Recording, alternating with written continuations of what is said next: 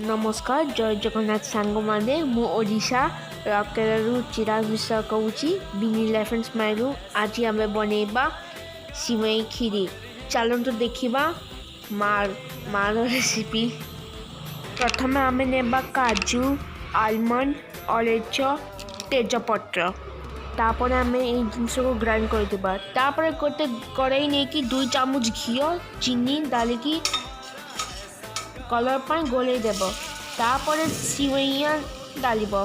तापर आम सिमई को भाजी देबा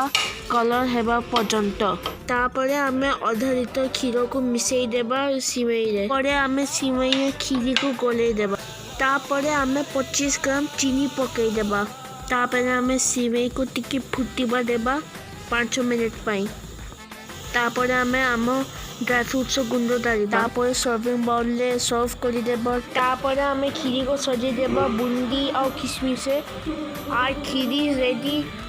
guys we will meet you in next video for now bye bye.